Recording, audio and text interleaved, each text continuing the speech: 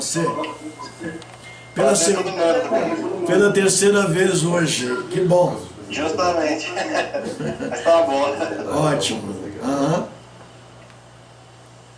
Posso começar? Pode. Podemos começar já, né? Fala para todo mundo desligar os microfones e começa. Desligar o quê? Os microfones. Por gentileza, para a gente começar, é um prazer tê-los todos aqui. Nós vamos falar um pouco, depois vamos ter trocar ideias. Nós vamos trabalhar em cima do livro 17, né, do livro de 17 de Lacan, o avesso da psicanálise, l'envers de la psychanalyse, né? Ok? Então, desligar os microfones, né? E eu vou começar a nossa fala. Depois vamos ter o nosso debate, nossa troca de ideias, né? Muito bem, como não compreender Lacan, o mestre castrado e a psicanálise civilizatória? Esse título não é bem o que eu queria, mas ele mostra que exatamente, e Lacan dá a entender isso no livro 17, né, dele, que é o avesso da psicanálise, l'envers de la psychanalyse, que, na verdade, o que ele se contrapõe ao discurso psicanalítico, o que ele contrapõe, Lacan, é o discurso do mestre castrado. Discurso do mestre castrado. Que é alguma coisa, a palavra castração tem um poder simbólico, imaginário muito grande dentro da psicanálise. Para ter esta palavra, nós devemos lembrar do complexo de Édipo, né? Do Édipo, que é essa dramaturgia pulsional, esses desejos infantis que ocorrem da criança em relação às figuras parentais, é o complexo de Édipo, e que obviamente são objeto daquilo que nós chamamos da castração. E nós vamos dizer o que representa o complexo de Édipo mais adiante. O complexo de Édipo, ele é um elemento definidor e estruturante do sujeito. Não é estruturante da pessoa, mas do sujeito do inconsciente, né? Nós, analistas, quando recebemos alguém no divã, nós não recebemos a pessoa no divã, nós recebemos um sujeito. E esse sujeito é o sujeito do inconsciente. Lacan dizia, basta dizer o sujeito. Quando falamos do sujeito, é o sujeito do inconsciente, né? Nós, analistas, trabalhamos muito com a ideia da verdade. No último seminário eu falei de verdade e aletheia. A verdade no sentido heideggeriano, como um conceito filosófico que vem da língua grega antiga e na língua grega moderna. A aletheia seria o desvelamento das coisas, e é um processo muito mais subjetivo. É, segundo Hegel, o chamado espírito subjetivo. É a realidade de um sujeito. As fantasias de um sujeito são daquele sujeito. Não é de outro sujeito, porque elas estão naquele instante colocadas como propriedade do analisando.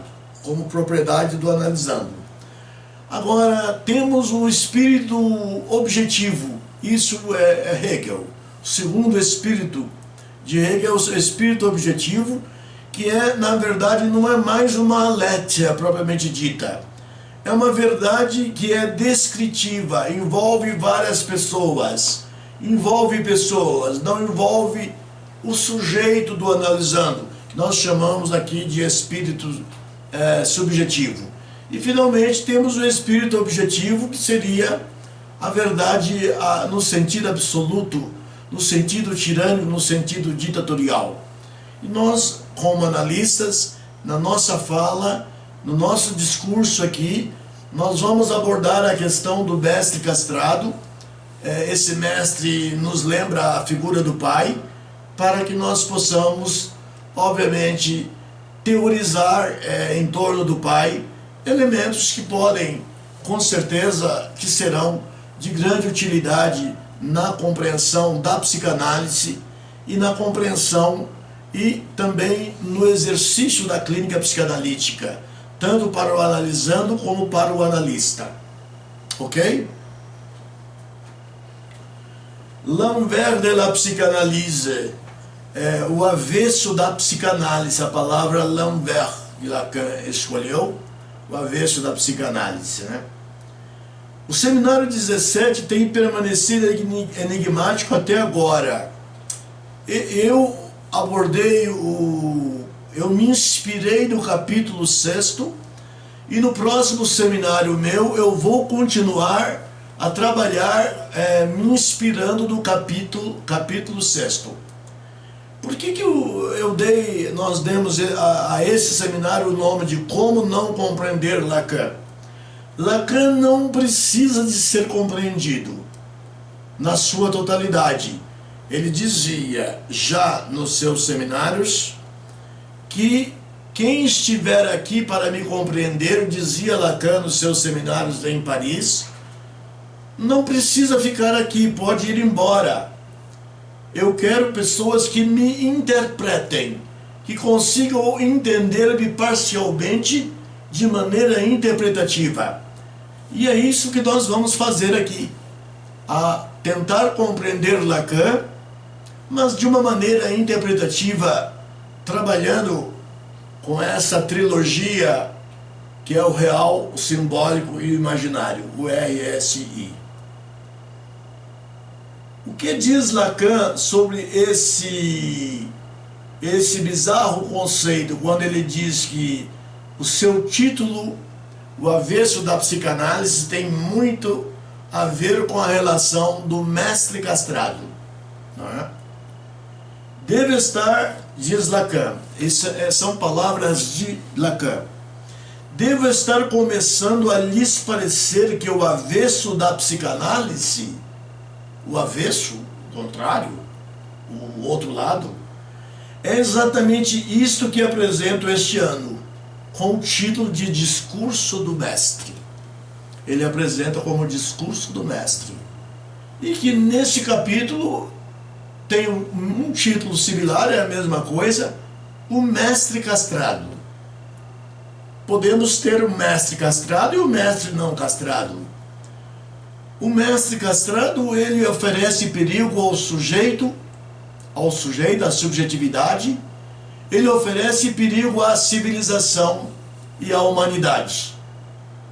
Já o mestre castrado é aquele que tem as marcas simbólicas da civilização. É muito importante isso. Nós sabemos do mestre castrado e do mestre não castrado.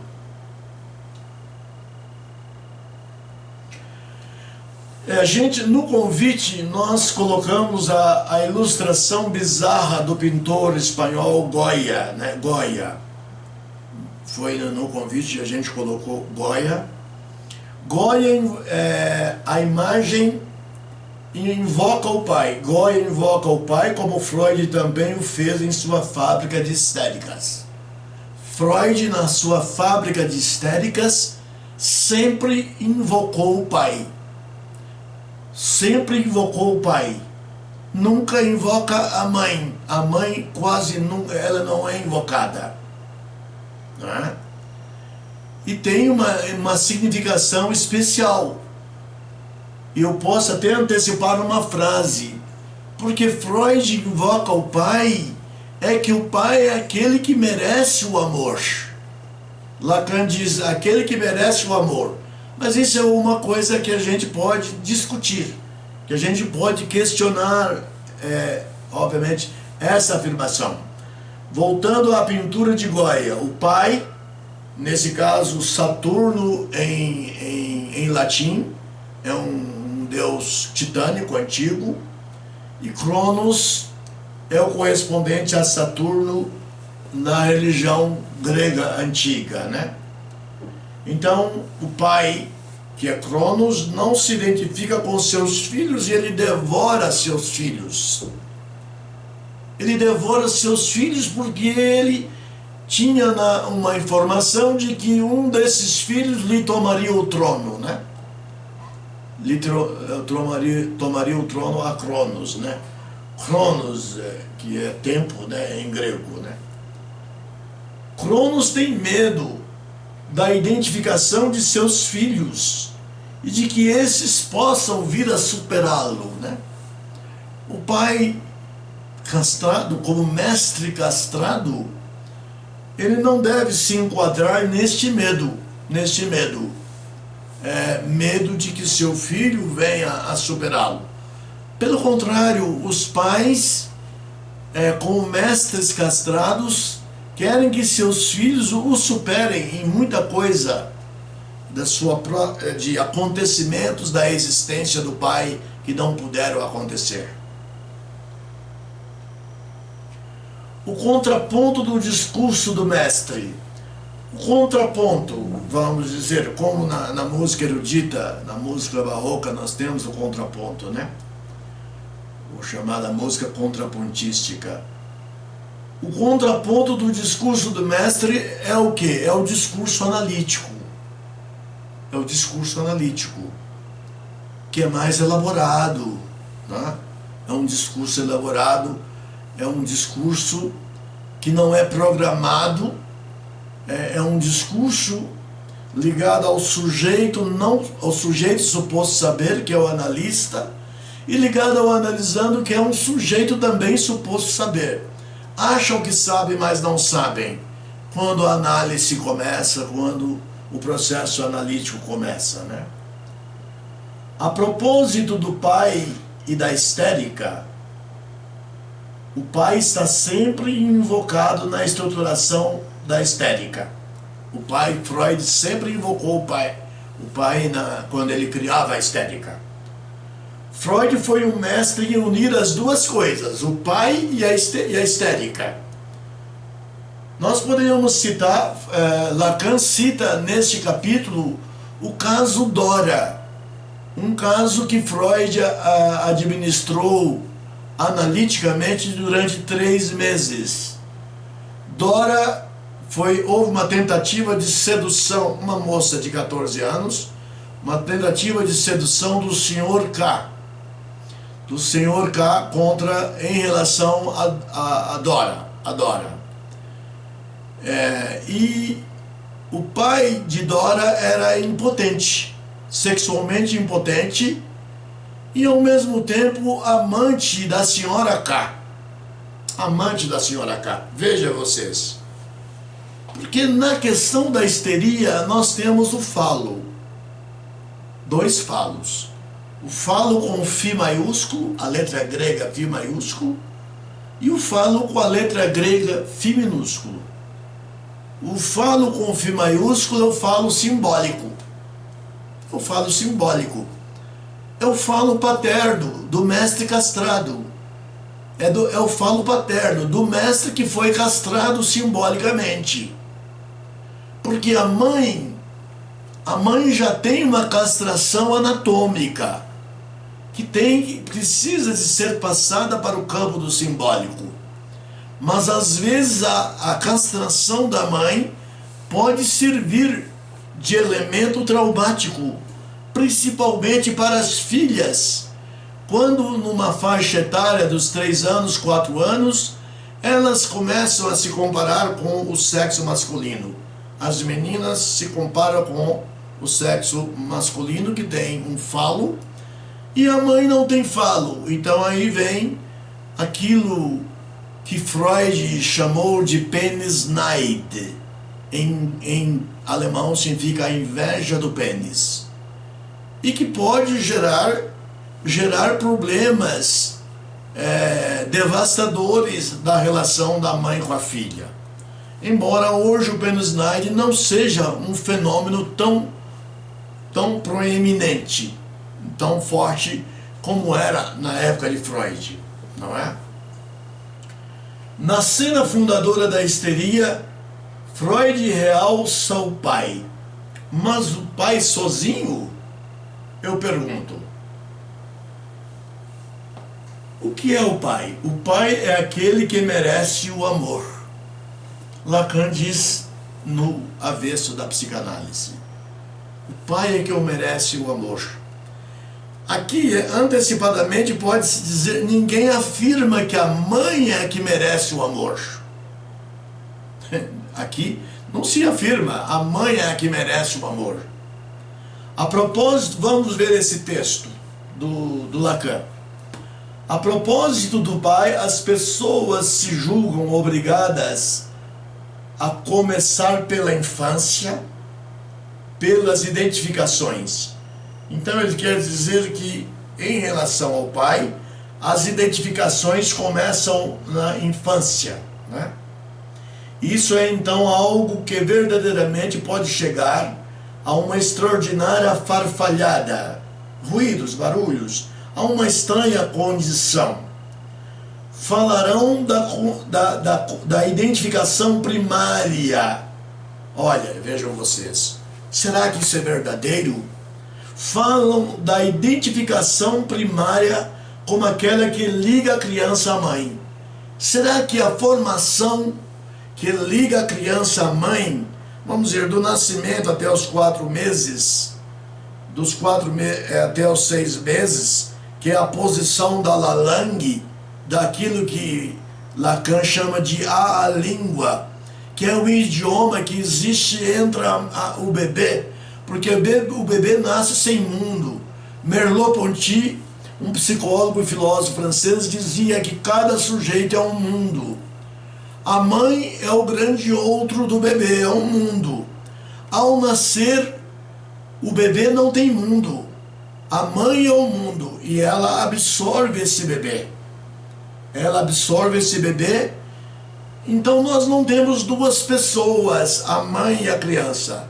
Temos um sujeito, o sujeito da mãe, a subjetividade da mãe, e temos o bebê que não tem mundo, não tem linguagem, e que a mãe vai criar essa lalangue, os dois vão criar essa lalangue, essa língua, para haver uma comunicação.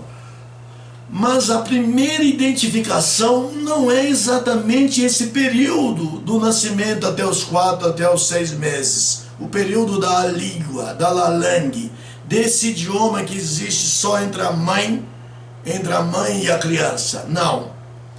Porque a mãe e a criança tem uma sensação de que ela e a mãe são um único sujeito. E que Lacan os lacanianos chamaram de dia de primeira, ou uma unicidade, fantasia, uma unicidade não fantasística, porque o bebê não tem mundo, ele não tem conceitos, ele não sabe onde ele está, não é? Então ali é um sujeito só. Então nós não temos uma identificação, ali nós não temos uma identificação primária. Temos uma identificação, mas não é identificação primária, porque no momento que o bebê sente que tem mundo, ele tem mundo. Ele já saiu da lalangue, dessa a língua, e ele entrou aqui naquilo. Primeiro é a posição esquizoparanoide, usando os termos da Melanie Klein. O segundo seria utilizando Melanie Klein a posição depressiva, a partir dos 6 meses, quando o bebê sente que ele é ele, a mãe é um outro e que existe um terceiro.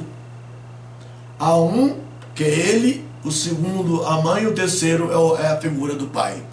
Então, na verdade, o pai, dentro do pensamento lacaniano, tal qual nós estamos colocando, o pai é que promove a identificação primária.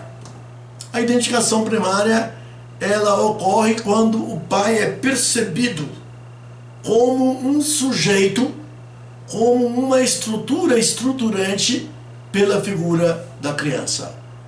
Porque aí nesse momento, porque até terminar a posição esquizoparanoide ou a posição da Lalande, da língua, ali nós só temos dois, ali nós só temos um. Quando entra o pai na posição depressiva, aí nós passamos a ter dois. Então aí nós temos uma identificação primária, ok?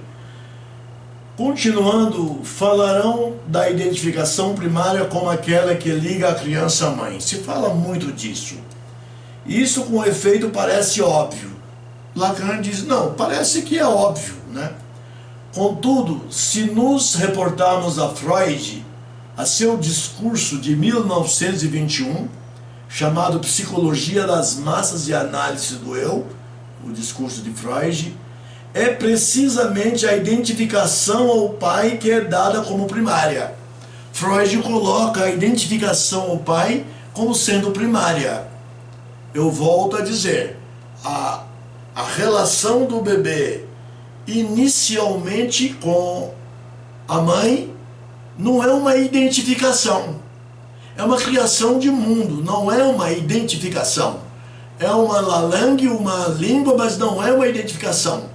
Mas aqui, Freud já está falando de uma identificação ao pai que é dada como primária. É certamente bem estranho.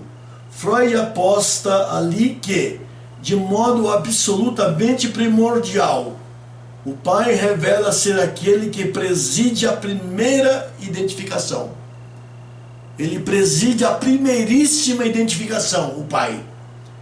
E nisso precisamente ele é, de maneira privilegiada, aquele que merece o amor. Essa é a afirmação do Lacan. E na fábrica de histéricas de Freud, ele estava ali sempre merecendo o amor. No caso da Dora, ela era uma histérica e que tinha um pai impotente. Isto é motivo, é a causa da histeria dela, né? A impotência paterna. No caso de Dora, que realmente não prosseguiu a análise, o tratamento com Freud, que só durou 3 meses. O sujeito é o mundo em Merleau-Ponty. Merleau-Ponty era psicólogo e filósofo francês, parisiense. O que podemos dizer, pensando em Merleau-Ponty, e naquilo que a gente já disse, a gente está a repetir, o nascimento do bebê é sem mundo. Não existe mundo quando o bebê vem ao mundo. Tem um especialista em filosofia da linguagem do MIT, e que recentemente recebeu o título de doutor honoris causa da UNB. Ele fala na linguística gerativa, né? Dizendo que a pessoa já nasce com a foné, já nasce com a estrutura gramatical. A foné, eu acredito até que nós já nascemos com ela, mas a estrutura gramatical e outras estruturas linguísticas, nós não nascemos com elas. Elas são uma construção, primeiro da Lalangue, segundo dessa identificação primeira com a figura do pai.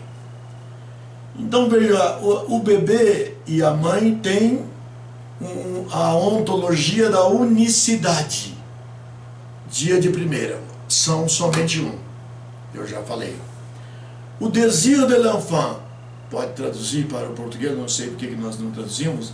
O desejo de criança da própria mãe. E o désir de la mère, o desejo de mãe, de ser mãe, dela mesma. Isso é o desejo que está da própria mãe. Cria um mundo. Esse mundo que não existe. Qual seja, o eu surgirá do grande outro.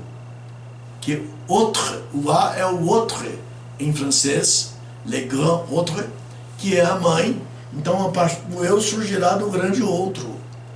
E que, obviamente, a partir dos 6 meses, nós não temos somente um grande outro, nós passamos a ter o pai como o grande outro. Na estrutura, como figura estruturante do eu. E o pai como mestre, como entra nessa dialética? A matemática da fundação do sujeito. O pai, tão bem colocado por Freud no patos da estética, patos, quer dizer, o sintoma, a estrutura, o sintoma da estética. Ele foi bem colocado no patos da estética, né? É um mestre, e sempre como um mestre castrado. Freud, no início do seu trabalho, nos seus estudos da histeria, nos seus trabalhos com o Dr. Joseph Breuer, inicialmente, ele desconfiava do pai, ele tinha medo de que o mestre não fosse castrado. Talvez pais sedutores, pais que pudessem seduzir suas filhas e criar histéricas. Mas ele chegou a uma conclusão que não era verdade e que a coisa tinha uma ligação com aquilo que ele buscou na Grécia, a nomenclatura, que é a questão do complexo de Édipo, né? Onde há uma dinâmica dos sujeitos. O menino tem um desejo, a menina tem um desejo, a figura do pai está bastante ativa nessa dinâmica, tá certo? Enfim, então isso é o complexo de Édipo, né? Que tem toda uma história na Grécia, mas não vamos repetir aqui o histórico do complexo de Édipo. A figuração fálica, ela é muito importante no complexo de Édipo. Por isso, Lacan dá tanta ênfase à figura do pai nesse capítulo do seminário O Avesso da Psicanálise. Então, o Φ minúsculo é o falo imaginário, e o Φ maiúsculo é o falo simbólico, né? Que representa o pai. Simbolicamente é o pai. E esse sustenta o vínculo entre a mãe e o infante. Sim. Quando a mãe está com o seu bebê recém-nascido, ela precisa de um apoio fálico, de uma sustentação fálica. Ela precisa de um desejo sustentado falicamente. E quem sustenta é esse mestre castrado, que vai sustentar a mãe no período em que ela está vivendo a lalangue com o seu filho ou com a sua filha, né? Então, é necessário. E as mulheres que não têm a sustentação fálica, as mães, frequentemente passam por processos depressivos, por processos patológicos em relação a esse período em que está convivendo fundando o mundo para o seu bebê. Posição significante mestre, do significante mestre. O pai é um mestre castrado. Pode não ser. Freud teve medo de que alguns pais não fossem castrados, né? Ou muitos pais não fossem castrados. Mas essa teoria dele caiu por terra. O pai é o mestre castrado em interação com a figura materna, a mãe, portadora de uma castração de outra natureza, a castração anatômica, que precisa também ser transformada em castração simbólica. Então é a castração imaginária que passa a ser uma castração simbólica, né? O pai como significante mestre, o pai, ou o significante do nome do pai, seria outra maneira de nomeá-lo, o significante mestre é o significante do nome do pai. Então esse pai tem a função de representar o sujeito para outro significante. Então ele representa o sujeito, vamos dizer, da mãe, o sujeito da criança, do bebê, para outro significante. O mestre castrado e seus restos. Freud, em seus estudos sobre a histeria, sempre destacou que a histérica tem um mestre.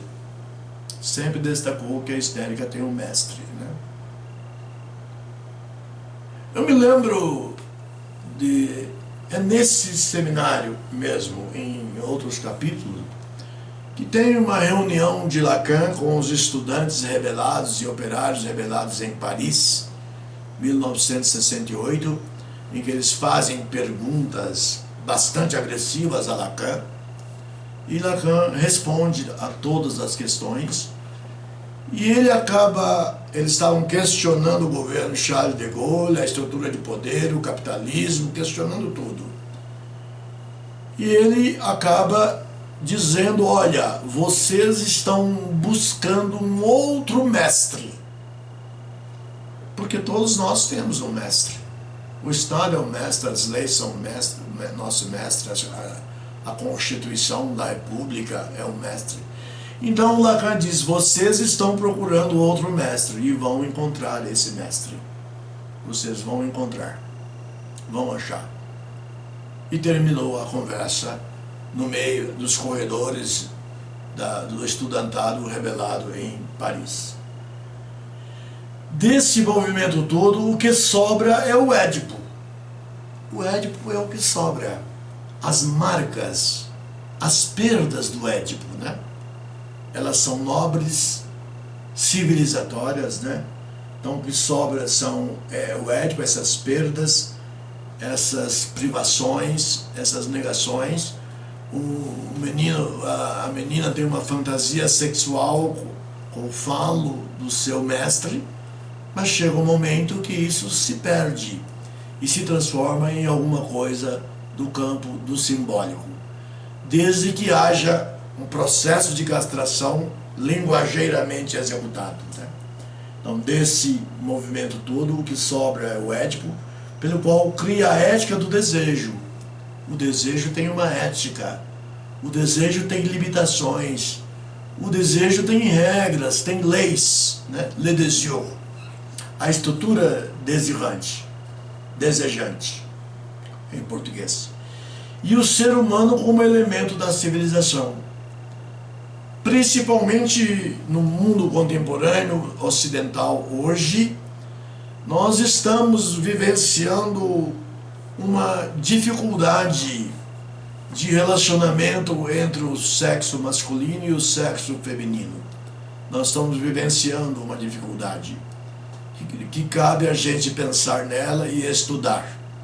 Por que isso está acontecendo no mundo ocidental?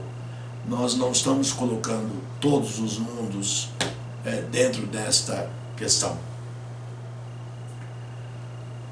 Uma teorização em torno de Hegel, né? O filósofo alemão Hegel, Wilhelm Friedrich Hegel, o criador da dialética, né? Que escreveu uma obra importante que é a Fenomenologia do Espírito. Em torno, eu não vou ler esse texto todo, porque é um texto grande, depois todo mundo pode ler. Ele coloca aqui os Selbstbewusstsein, pode escrever, por favor, em português, se trata da consciência, né? Que existe uma Selbstbewusstsein, que uma consciência encontra-se com outra consciência e sabe que ali se trata de uma consciência. Ele volta a falar de Hegel, ele falava em 3 tipos de espíritos, não no sentido religioso, no sentido psíquico.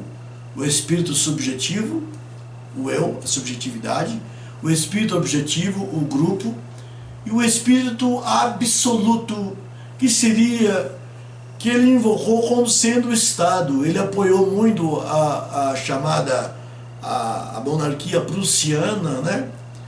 E ele é um filósofo, parece que quando Napoleão Bonaparte chegou em Berlim, ele aplaudiu a presença de Napoleão Bonaparte como sendo uma figura que traria uma renovação política para o mundo, né? As figuras parentais e a etnia, isso é interessante.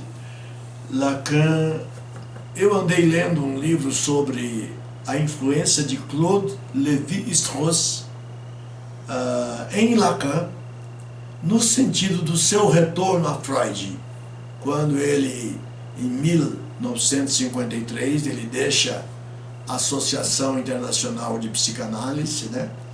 E 10 anos depois ele acaba se desligando e criando a École Freudienne de Paris, e criando a Escola Freudiana de Paris, né? Então, eu li o texto, um livro, um volume bem interessante, que mostra que Claude Lévi-Strauss teve muita importância, porque os psicanalistas que expulsaram Freud da Sociedade Internacional de Psicanálise estavam abandonando a teoria freudiana, estavam adotando aquilo que se chamou psicologia do ego, e que tem muito a ver com Anna Freud, a filha de Freud, e suas relações nos Estados Unidos. Então, a psicologia do ego não era a psicanálise.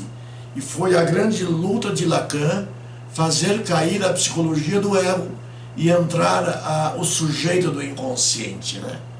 O sujeito do inconsciente. Que o analista, quando analisa alguém que está no divã, não analisa uma pessoa, analisa o sujeito do inconsciente, analisa as estruturas desse sujeito do inconsciente, né? Que é o eu G, o eu moi, o ideal do eu e o super-eu, vamos dizer, né?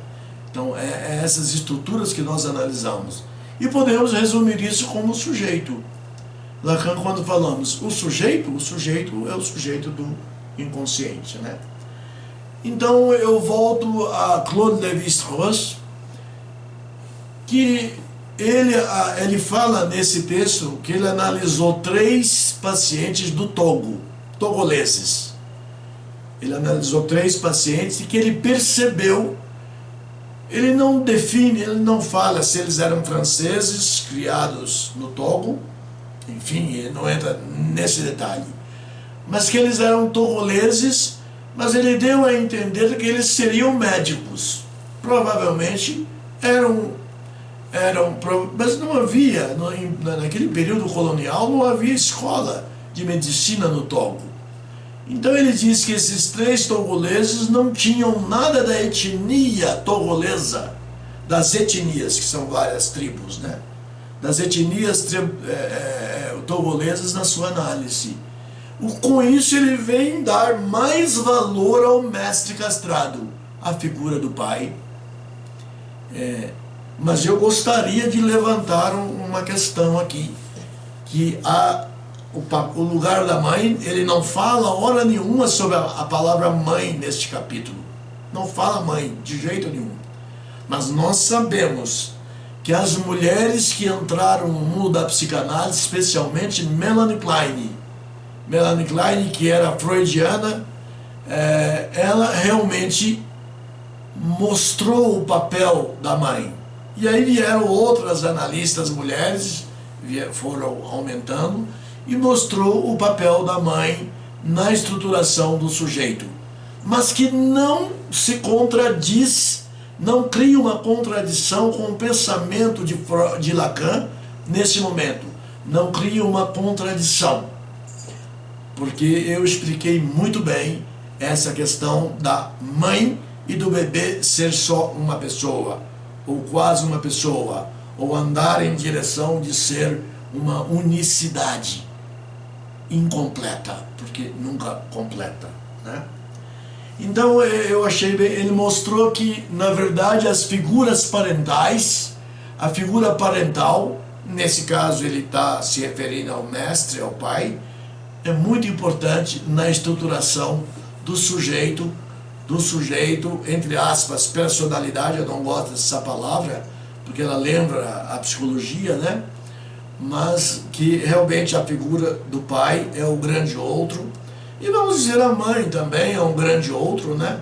Que estruturam o sujeito do seu filho ou de sua filha, né? Le moi c'est l'autre, o eu é o outro, dizia Lacan. Le moi c'est l'autre, o eu é o outro, né? Então essa vinheta, ela vem reforçar que não é a etnia, mas é a parentalidade que realmente tem um papel maior na formação na estruturação do sujeito. Então o pai é o mestre castrado, essa figura bem estruturante. Agora temos mestres não castrados. Nós vamos abordar talvez num seminário sobre Franz Kafka, que escreveu uma obra chamada Carta ao Pai.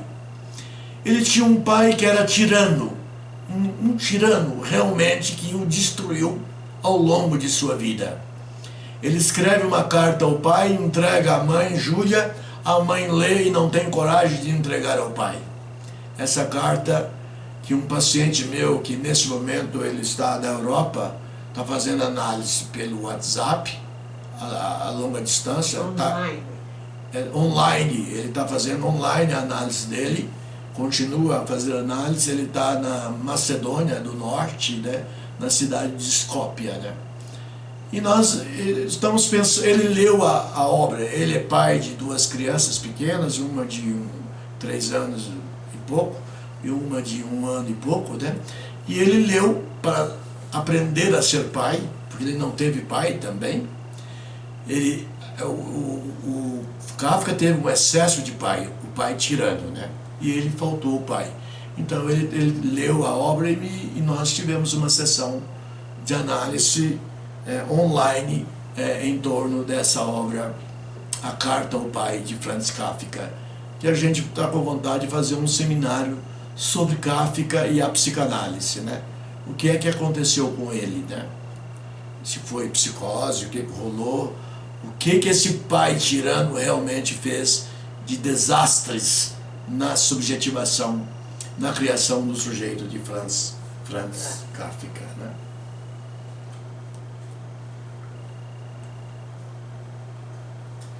Lacan fala, vamos lá. Não é necessário compreender Lacan totalmente, interpretá-lo. Eu gostaria de dizer isso. Ele mesmo dizia o tempo todo.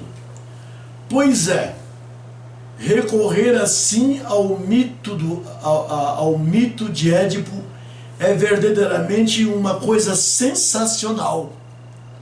Lacan diz que é algo sensacional recorrer ao mito do Édipo. Matar o pai, transformar o pai numa figura simbólica de alta responsabilidade. Está no Édipo e está no Totem e Tabu, isso, né? Então, pois é, recorrer assim ao mito do Édipo é verdadeiramente uma coisa sensacional. Vale a pena que nos estendamos sobre isso. E hoje pensava fazer vocês sentirem o que há de disparate no fato de que Freud, por exemplo, Freud nas novas conferências sobre psicanálise, conferências que ele deu já na década de 40, né? Na década de 30, quando ele tinha medo que morresse, então ele já estava fazendo sínteses teóricas da psicanálise. Então ele fala na última das novas conferências sobre a psicanálise, possa julgar resolvido o que cabe à questão do rechaço da religião de todo horizonte válido. Então ele coloca a religião em relação à figura do pai. Possa pensar que a psicanálise tem aí um papel decisivo na questão da religião e do pai. Isso é Freud, ou isso é Lacan, perdão. E Freud também pensava assim. E acreditar que acabou nos dizendo que o sustentáculo da religião não é outra coisa senão aquele pai a quem a criança recorre em sua infância. Bem interessante, porque nós nunca falamos de religião e psicanálise aqui. Estamos falando da religião como uma estrutura psíquica, não como doutrina religiosa, né? Então ele diz que Deus está relacionado, não é outra coisa senão a religião, aquele pai a quem a criança recorre em sua infância, do qual sabe que é todo amor. Ele repete a questão do amor ao pai, que vai na frente, previne o que nela pode se manifestar de mal-estar. Não é uma coisa estranha quando se sabe o que de fato vem a ser a função do pai? Uma coisa interessante, uma coisa agradável, né? Aqui nós nos aprofundamos, né? Fomos além das Melanie Kleins, além das Françoise Doutor, ok? Hoje, nossa homenagem ao pai. E é sobre ele que nós falamos em todo o percurso desse discurso analítico. Muito obrigado. Eu fico por aqui.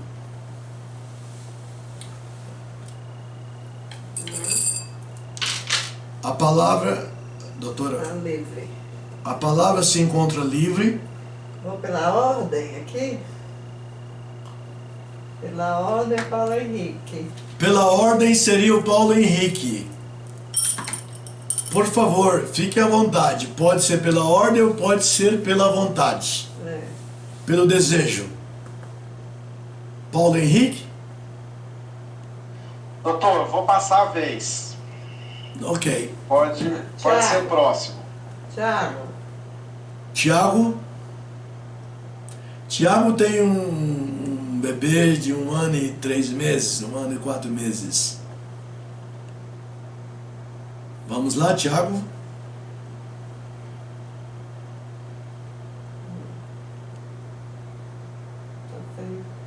Quem quer falar? Vamos, coloca espontaneamente. Débora. Débora, Débora, a sua palavra, o seu discurso. Será que hoje nós complicamos Lacan demais? Oi, doutor Campos. Prazer ouvir você. Eu não acho que complicou demais, não. Eu acho que a cada seminário o senhor está, assim, clareando Lacan para nós, né? Principalmente sem essa obrigatoriedade de compreender, né? Mas Perfeito. de clarear, de interpretar e de ampliar. Eu acho que isso talvez seria essa, né, a nossa tarefa aqui, de ampliar um pouco esse entendimento, mas não de ter essa necessidade de compreender, né? O senhor fala, né, agora no final o senhor trouxe o totem e tabu e essa relação, né, com essa responsabilidade do pai morto, né, ser simbolizado numa figura de responsabilidade. E mais no início o senhor trouxe o pai como Saturno e Cronos, o que me fez pensar no totem tabu, nesse pai da Horda Primeva, porque Saturno, ele castra o pai, que é Urano, e ele devora os filhos, mas ele mesmo permanece não castrado, até que mais na frente ele é destronado e ele é colocado nesse lugar simbólico da responsabilidade, né? Nesse lugar simbólico da lei. Então eu fiz essa relação quando o senhor trouxe esse... E agora o senhor concluiu com o totem tabu, agora no final. Porque me parece assim que são mitologias e simbólicas diferentes, mas que traz esse pai, né, e esse lugar, porque eu acho que esse seminário que o senhor trouxe hoje, o lugar do pai, né? Então eu acho que essa questão mesmo, assim, toda a nossa história mesmo, né, que vem constituindo a nossa psique, ela vem trazendo esse pai de várias formas, seja na mitologia grega, com Cronos e Saturno, o pai, o Édipo, o próprio Édipo, né? Sim. E totem e tabu, quando Freud traz esse mito próprio, né, dele. Enfim, era isso que eu queria colocar. Parabéns, eu gostei da sua intervenção quando você fala do pai morto, que o pai morto ele tem mais eficácia simbólica, né? O pai morto não é, eu não quero dizer somente totem e tabu ou o pai morto do Édipo, né? Édipo mata o próprio pai. O pai morto pode ser um pai superado das pulsões sexuais do próprio complexo de Édipo. Se a criança superou a sua sexualidade, o seu complexo, as suas pulsões sexuais, ele matou o pai. O pai vai receber um amor puro, um amor sem nenhuma sexualidade, um amor que tem um desejo puro. Isso é muito importante, que o pai morto pode significar uma superação simbólica do complexo de Édipo. Eu gostaria também de deixar essa mensagem, que não seria o totem e tabu, mas suas observações, Débora, foram realmente de grande percepção, de grande perspicácia. Ok? Tá certo, doutor Campos. A palavra está livre, por favor, vamos lá. E o Ju aí? Oi, doutor Campos, sou o Thiago. Tiago, vamos lá, Tiago. Doutor Campos, eu queria tirar uma dúvida. Eu gostei muito hoje, foi assim, muito esclarecedor em relação principalmente à questão da função do pai, né? Essa questão da importância dele, né? Para mim hoje foi bem mais pontual, né? Ainda mais você falando aí agora, você ainda colocou no início que sou um pai agora de primeira viagem, que tem um menino de 1 ano e tudo mais, que ele está terminando algumas fases aí que você colocou, né?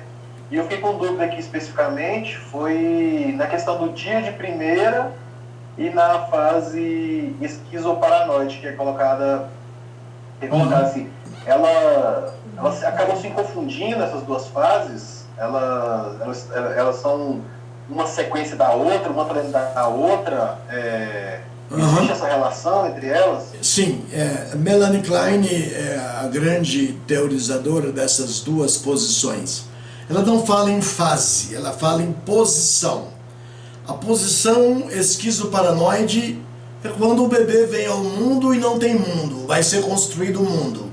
Seria o equivalente ao período da Lalang, não é isso?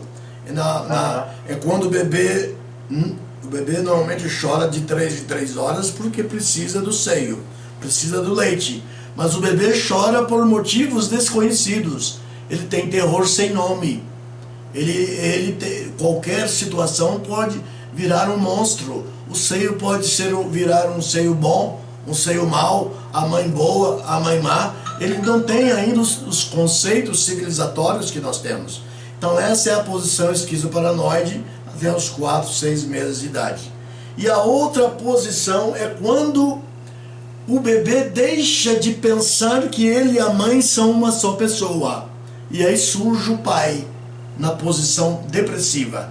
A criança já tem uma unidade, não tem mais terror sem nome, o corpo está unificado e a figura do pai entra com toda essa eficácia que nós acabamos de colocar na nossa conferência psicanalítica. Figura da função paterna. Né? A posição esquizoparanoide é a predominância da função paterna já, tá certo? A posição esquizoparanoide.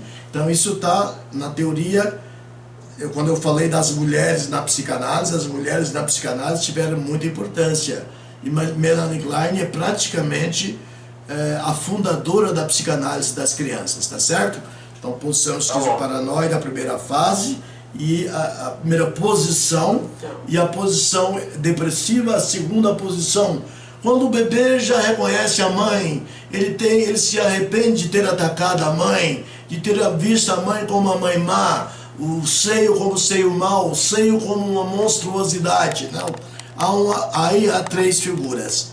A figura do bebê, a figura da mãe e a figura do pai. Há a triangulação daquilo que Lacan chamou hoje de complexo de Édipo.